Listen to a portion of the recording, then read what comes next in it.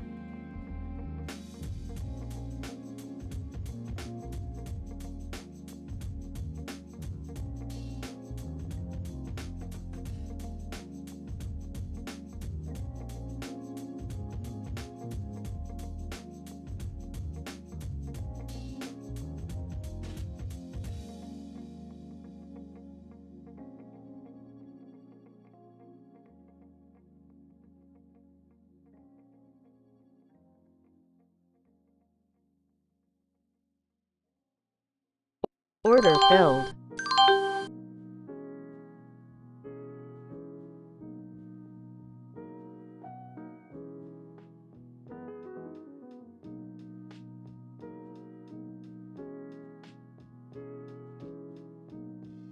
Order filled.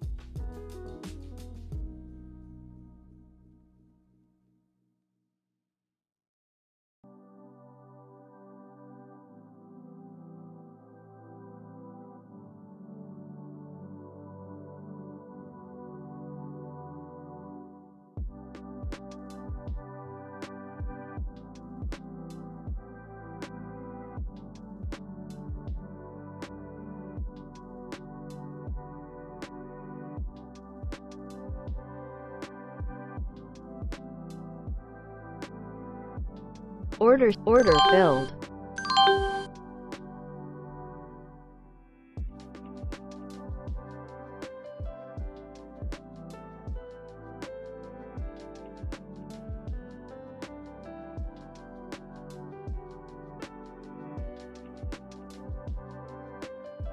Order filled.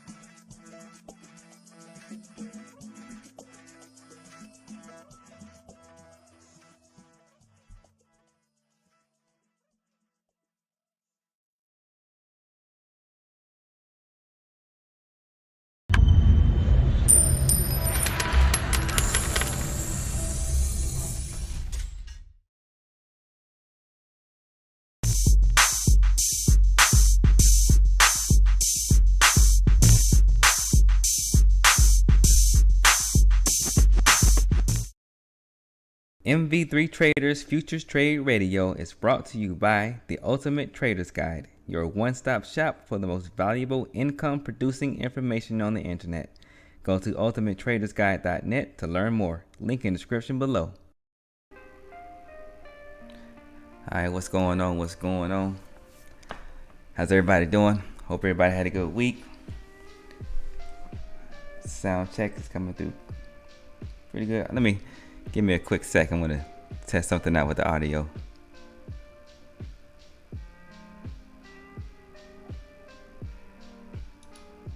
While I got this, while we on the live stream. And sometimes, like messing with OBS, the only real way to test something is to actually go live and test it.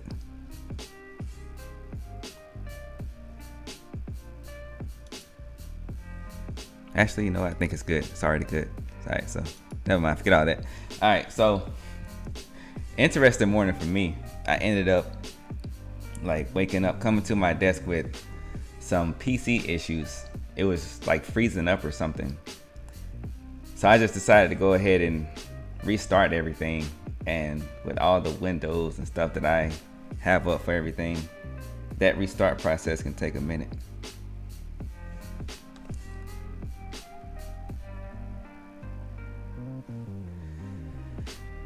All right, had a little echo in my ear. I had to mute that. So, and then with NQ today, I'm just gonna do like a quick little rundown of what we've seen so far at NQ, or from my perspective at least. And then I get into some other stuff about the week. I don't really necessarily have a topic today, but we'll just let it flow, see how things flow. So anyway, so it was a pretty quiet like night session or overnight session through the London session and through the Asian hours, where basically I'm just saying that there's a lot of inventory collection. I don't want to get too big picture, but you got really, just looking at it from a daily perspective, there's a lot of participation from both sides. So it's kind of, you're gonna have a lot of shorts that we're at mechanical levels where you're gonna have a lot of shorts that are trying to anticipate another move lower. And we also at a point to where you can have a lot of people that are long biased that are going to be trying to get in early on the potential move higher. So and we've seen a lot of that over the last couple of days, to where we just had all of this up and down action and these predatory moves, because wholesale, they have a lot of business to conduct with all this participation, and they want to do it in the most efficient way possible. But the good thing about those predatory moves from my perspective is they happen less than the quote-unquote normal move. So with all that being said, I think what was that, 8:30, we had some news this morning, some economic news. Yeah, 8:30 we had a little bit of volatility pickup, which started the sequence to actually profiting from all the inventory we collected overnight. And we just started, that just took us into a nice little run up at the open.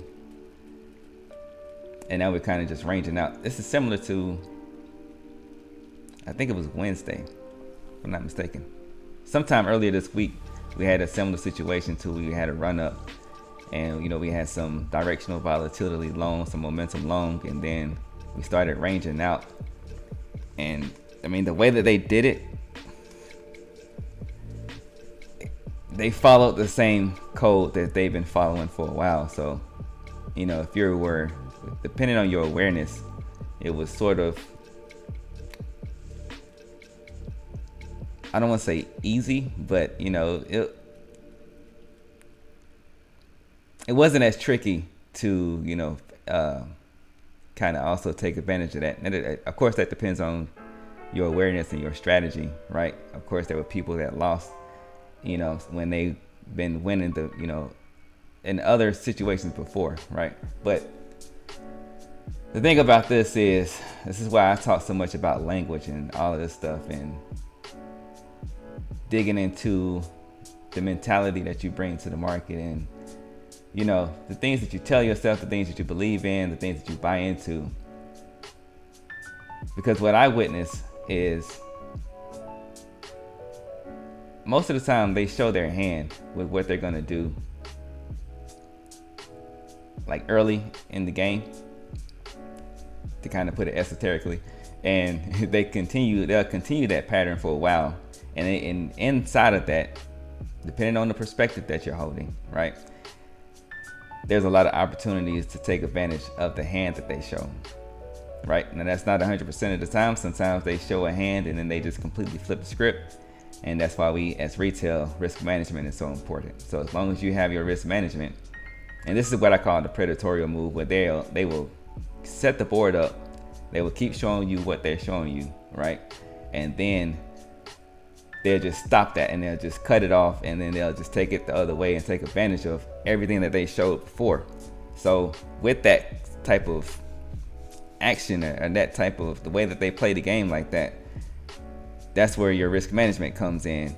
And all your goal is from that point is to survive that move and then wait for them to repeat the cycle. Now, that part for me wasn't the easiest thing in the world. There's a lot that I had to break down, which, and I hear it across across this industry, where a lot of people, struggle. That's like the main thing to struggle with, is that psychological game that's played, within this environment, and, being on the right side of that, to where the right side of it just means that you can survive through that and then get to the next cycle to it, so you can take advantage. And then that's also part of your risk management, to where when that cycle starts over again, and then they start the process of showing you patterns and letting you see the patterns, and you getting used to that, take advantage of that, and that's going to help you survive when things are, when they decide to pull the rug, so to speak. So right now, with all that being said, now we're ranging inside of this, I think it was like a 15-minute period, like clockwork, pretty much. They started this range in 15, like at 9:45, and we're starting to see them drop inventory, but we do have that big supply run that we, where that would be an area of interest for some new buyers, or for some new participants, right? Also, anyone that was lucky enough to short and hold their position, they will be covering right here. So, it wouldn't be realistic to expect this thing to just completely drop without any sort of response. It's gonna more than likely, like 99%, be a buy response on this move lower. You just don't know when it's gonna happen. Exactly the price is gonna happen. You can predict using all the numbers and all the stuff, right? All of the technical stuff, but you don't know exactly what wholesale is gonna do. So in these areas, I just like to be patient, unless I'm, testing some stuff out. Like I test things out, and when price starts to counter trend like this, and really starts to move, just to it's good to I like to test things out and test the limits and stress test things. But if I'm like really trying to lock in and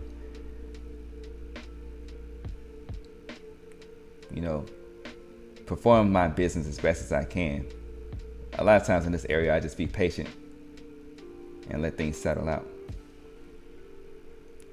So speaking of all that, we had a inventory response at 260, bringing us back into automation. Starting to see a supply response at automation. It's not really taking us to lower prices yet. We're just sort of stalling up here between 280 and 290.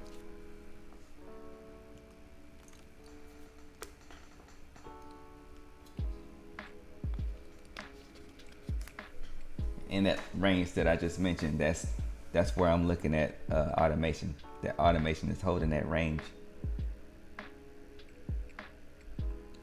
like between 280 and 290. Starting to push above 290 back to PR plus 2. A little bit of elevator action there. Coming back into previous inventory. New supply.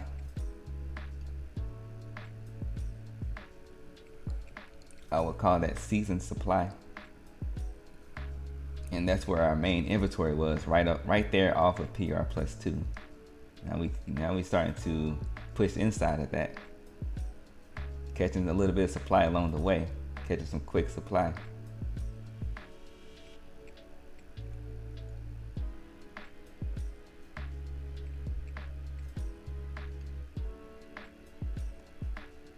Holding a little bit of that supply action at 310. Looking to see if PR plus 2, which is 11,300, turns back into inventory, because we just caught some quick inventory off of that. And now I'll be looking to see which side becomes seasoned.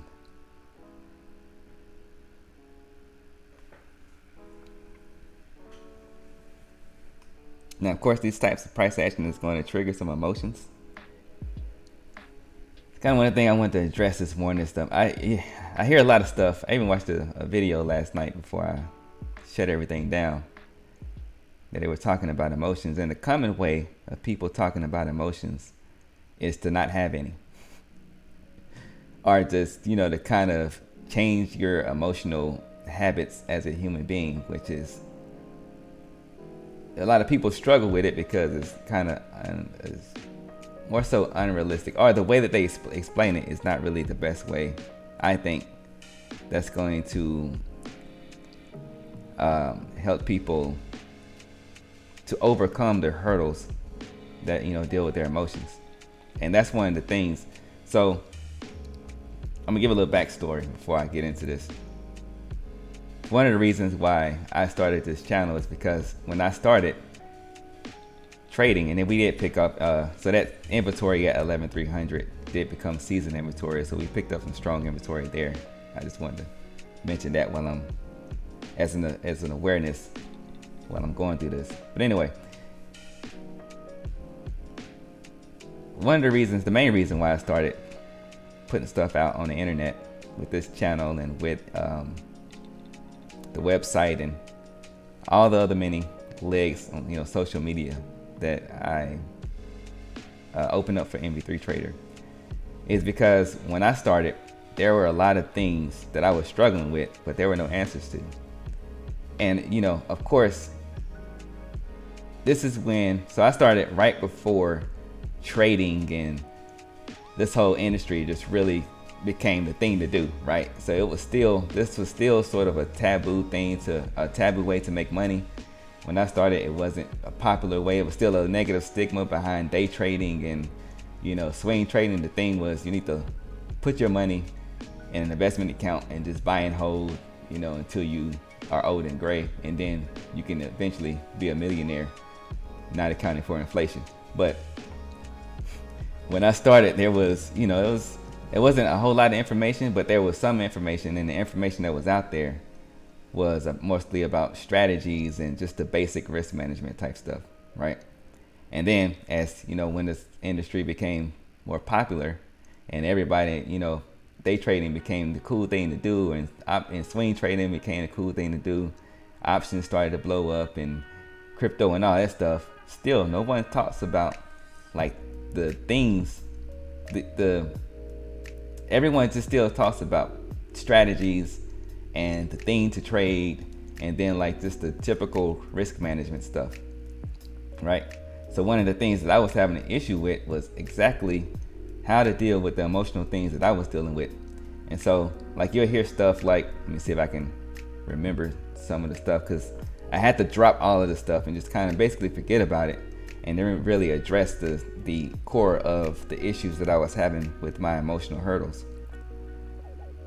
So like one of those things is, they'll tell you to journal, right? So that you can you're aware of your emotional state. Now I would agree with that one. That's good advice. But then what do you do with that? Once you journal it down, what do you do with it? Right?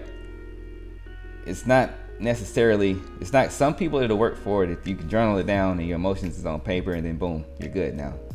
But for there's a good deal of people, and I see this, it was with myself, and I see this across the board to where, okay, I see where I'm emotionally having an issue, but that doesn't solve my problem. I'm still having this issue, even though I'm writing it down, right? I may even be meditating.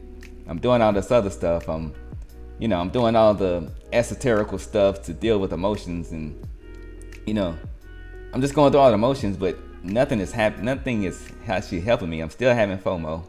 I'm still being scared to pull the trigger. Like, how do I solve that problem? So what it was for me is, what it is you got to get to the root of that problem. And then for me, what it was is I had to neutralize it, right? Now, I'm going to shout out this program called, and this is not sponsored, I don't have any affiliation with them or anything, but this program is Bulletproof Entrepreneur. And what they did basically in a nutshell is what I was doing, like kind of throughout my whole life, just I didn't really understand that I was doing it until I got into this program, is they'll help you.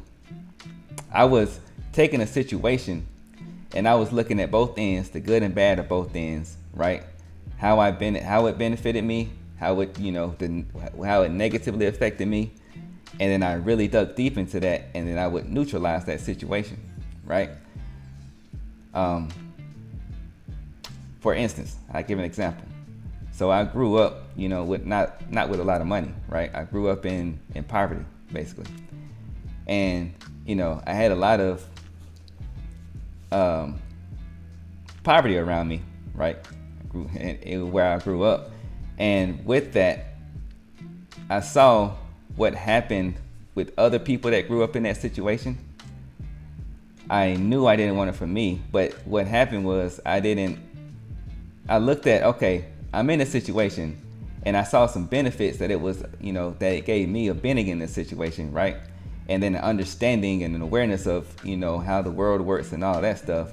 And then I also, I looked at the other side of that as well. And then how I approached it, I met it somewhere in the middle, right?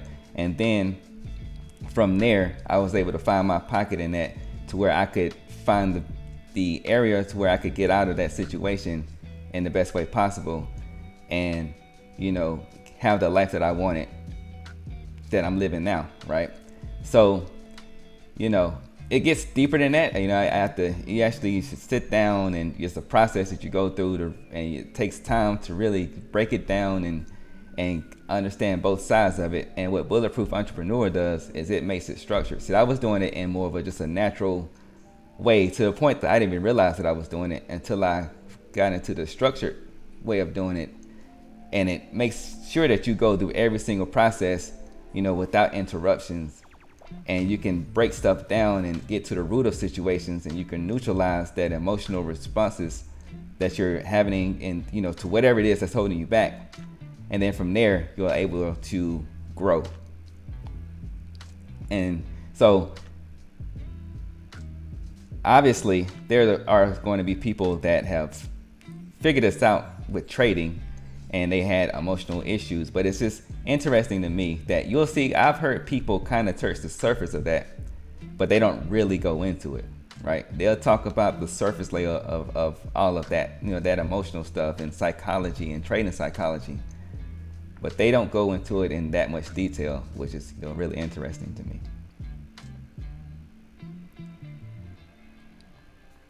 So, I did all that talking to basically, say that if you're having an emotional, issues with trading, and you have things that are holding you back emotionally, really the only way to get through it is to get to the root of where that emotions come from, or where those emotions are coming from. And a lot of times it has nothing to do with trading. Some of it actually has nothing to do with money at all, right?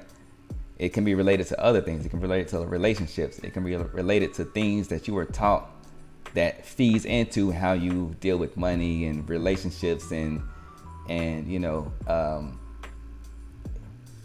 ways of reaching your goals, right? You can have things that are not even, that seems like it's not related at all, that's actually affecting what you're trying to do here as a trader, as an investor, as an entrepreneur, as an employee, whatever you're trying to do, right? That you got to get to the core of that. If you want to change, right? You got to get to the core of that, and you should neutralize it, and then you can move forward, and then you can start reaching those goals, and you can get over that stuff.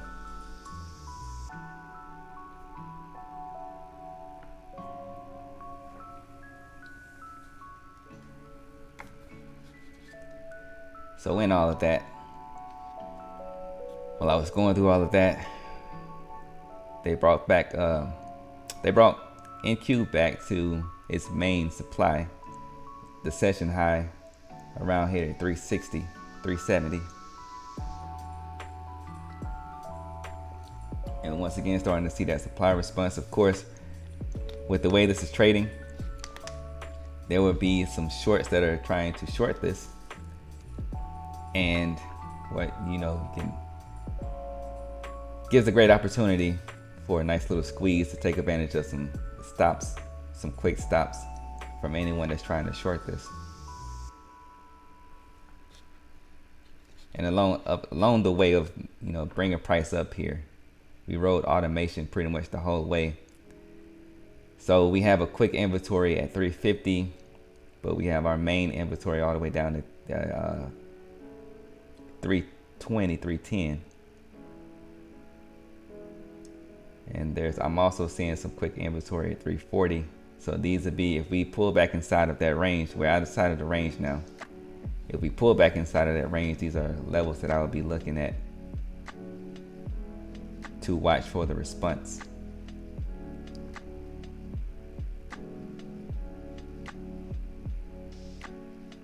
Which is a great segue for another thing that I saw a lot this weekend that actually gave me a lot of triggers. So that's why I kind of decided to not just come to this session with any trader triggers topics this morning, just kind of let it flow.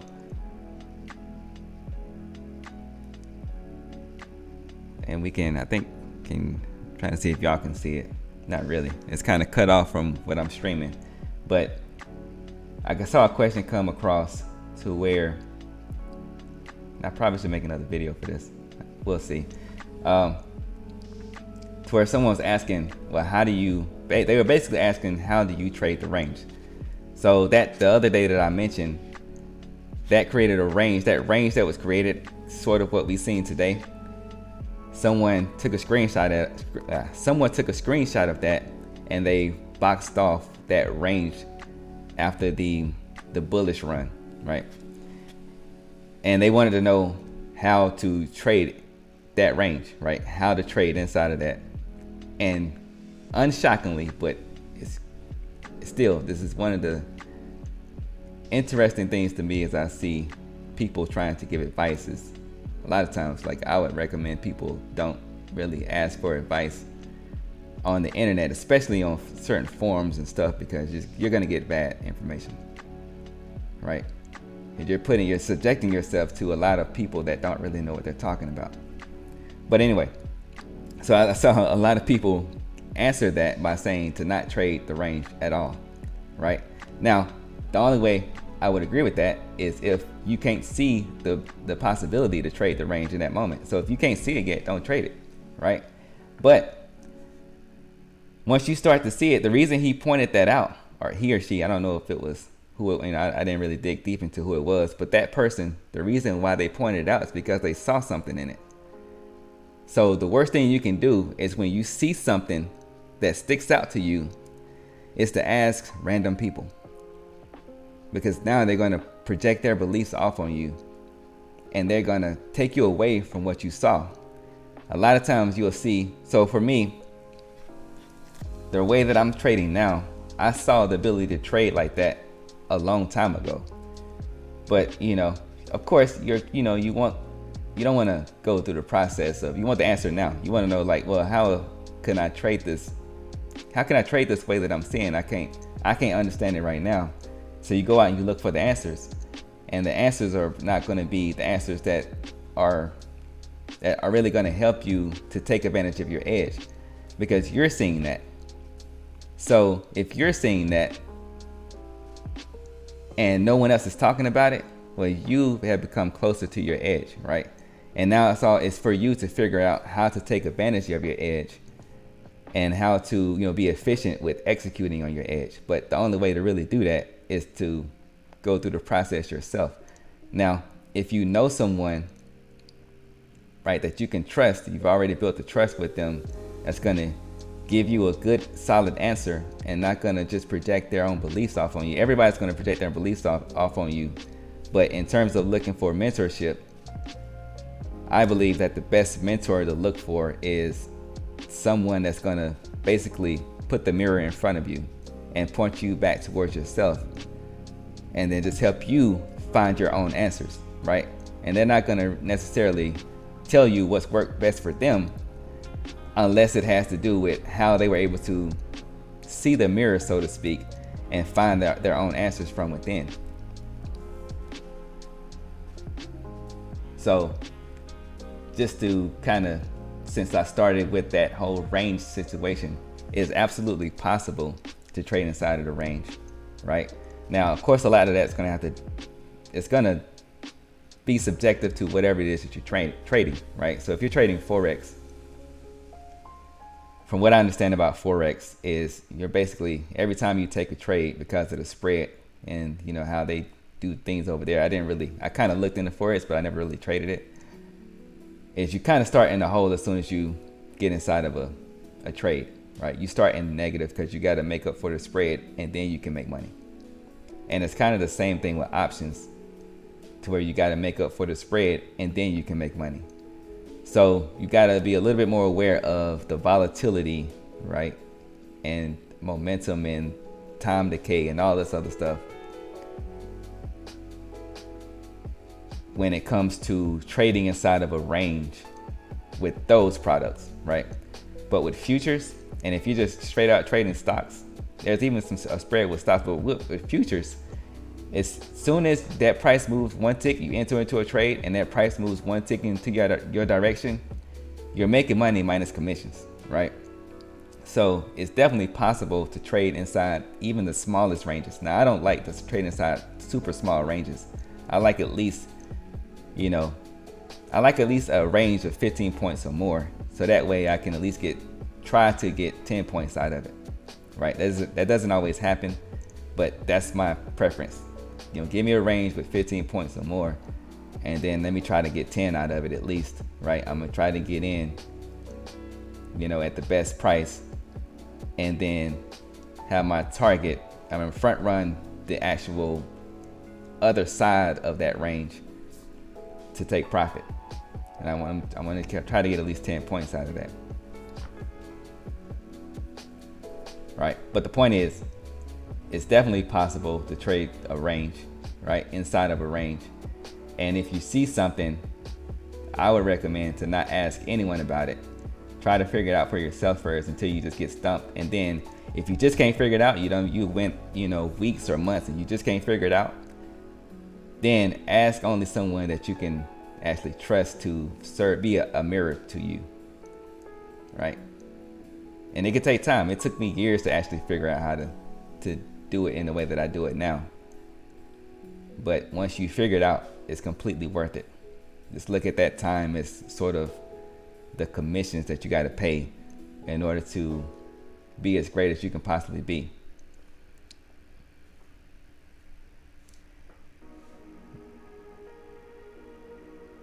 So all of that took me to a point. We've been steadily climbing, raising inventory in this markup phase, being held up by automation. Now we're inside of automation, but I need to get some numbers before I forget about it.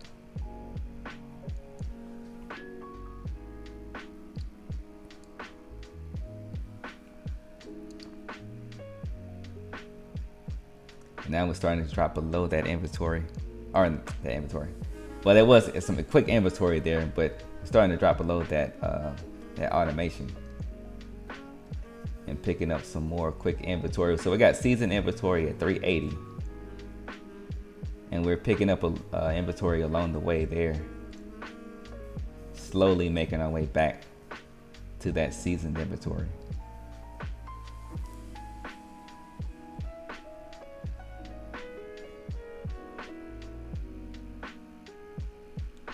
And I need look for my live quote board. Let me get these numbers real quick. One other thing I wanted to mention before I end today's session.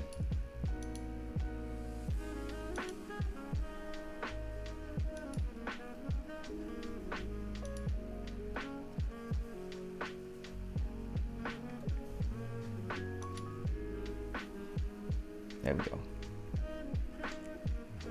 Just realized for the stream that my quote board it was frozen because I was off the window.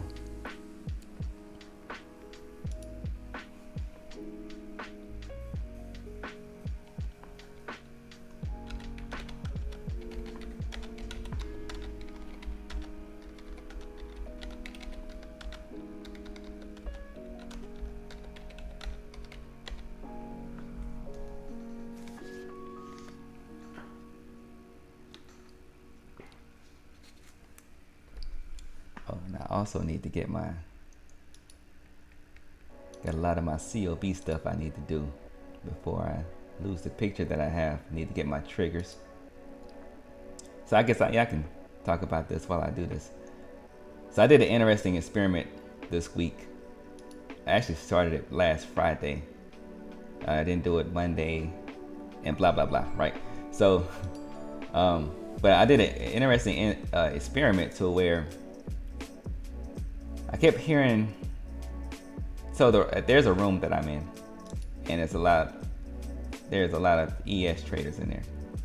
So long story short, what I decided to do is I decided to pull up the ES chart alongside of my NQ chart and just look at it. And then what I decided to do was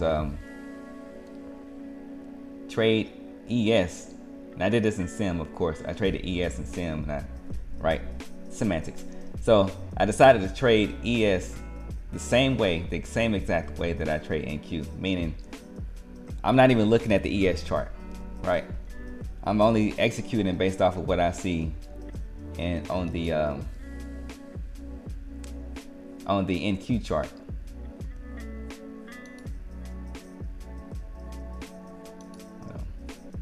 Trying to multitask right here. So what ended up happening is I basically got, the same results with trading ES as I was getting with NQ, which is just something.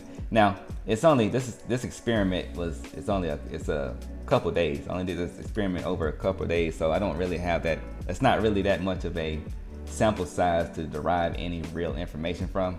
It's just a fun, quick experiment that I did. And so, but the results that I did get was really interesting, to where I was able to trade ES without even looking at the chart by trading NQ. And so today, I think they're kind of trading similarly in terms of the structure and where they're trading in relation to their mean. So do I want to mark this off? Yeah, I marked that off. Trying to get my triggers before I lose the screenshot that I want.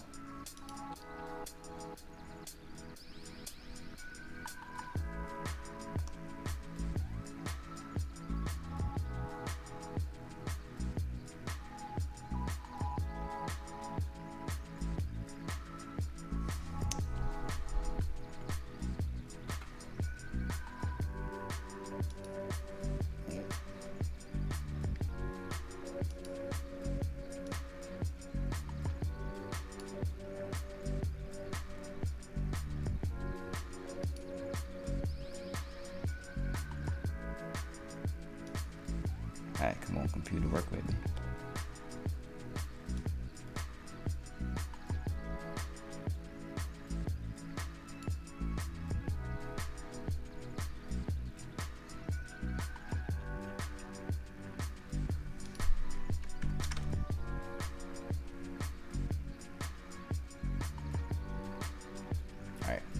I got my screenshot now. All right, so yeah, so I ended up doing that little experiment, and so it was interesting that I was able to get the same results, pretty much. Like there was one day, I think this is the day where structurally there was a slight difference between NQ and ES. And especially there was a difference between, on this day, there was a difference between how far ES and NQ were away from their mean, right? And one way to kind of look at that is how far away they were away from VWAP. And they're never, like, they trade similarly, but the VWAP is always in a different location than ES. So like, for example, sometimes ES, it will retrace back to its VWAP before NQ will. And then sometimes in that situation, if ES makes it there, NQ will make it there, and vice versa, right? So on this day where there was a slight difference in structure, when I was doing it, I actually ended up getting my P&L at the end of the day actually ended up being pretty much the same. So like I said, this is a small sample size of maybe like 3 or 4 days. So you can't, I wouldn't really put too much weight on that, but that's just an interesting experiment that I did this week. I don't know. I'll probably keep it to this week. And I think I actually did put some stuff in the Discord of those results. I'm not sure, but I have to look at that. I remember putting a thread. I don't remember exactly what I shared in that thread. I think one day I shared the P&L results. Anyway, it's in the thread in Hindsight Capital. So it's in the Discord in Hindsight Capital if you want to see those results from that one day. But every other day, the results have been the same. So when I took a winning trade on NQ, I took a winning trade on ES. And then when I took a losing trade on NQ, same thing, took a losing trade on ES. So, this is something that, I found to be interesting. I think you could take that even further if I wanted to, and just actually include the other index futures inside of that and see what kind of results that you get. The reason I did it, because I was listening to how these ES traders were talking, and at certain points it would seem like they were talking about NQ, and I had to remind myself that, oh wait, they're talking about ES, they're not talking about NQ, right? Because the way that they were explaining the price action and narrating the price action, it was similar to what I was saying with NQ.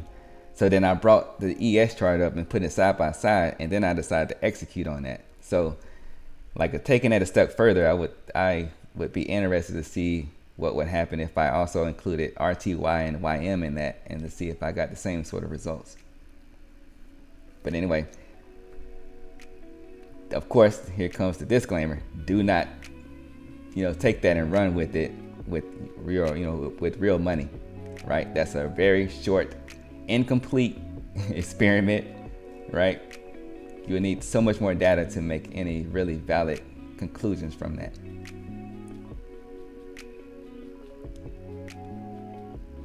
Now from there, I gave the warning to you can do what you want to do.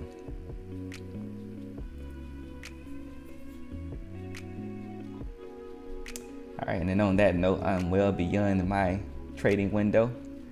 I think I pretty much got everything off that I wanted to talk about. So I'm gonna go ahead and shut it down for the week. Hope everybody have a good weekend. Appreciate everybody for showing up, from listening to my rants and nonsense that I'm talking about. I hope y'all have a good weekend, and I'll see y'all on Monday. Trade it easy.